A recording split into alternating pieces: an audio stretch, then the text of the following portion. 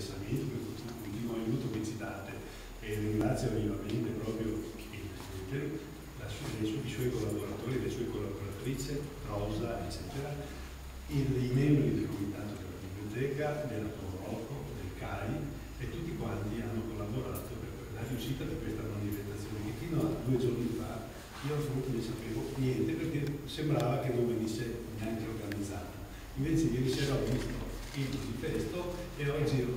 contato prima esperti, io ne ho contate 297. 2,96.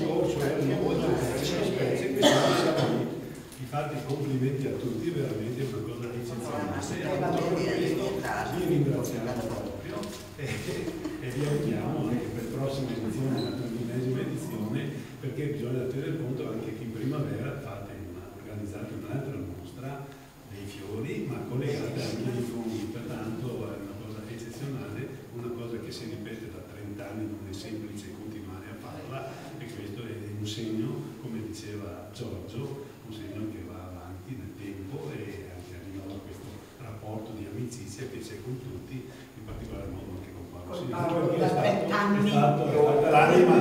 stata l'anima proprio dell'inizio, è stato l'anno che lui dall'altro si è sposato e ha cominciato a organizzare prima non aveva tempo. Quindi quest'anno siamo andati da Paolo e Manuela tutti a festeggiare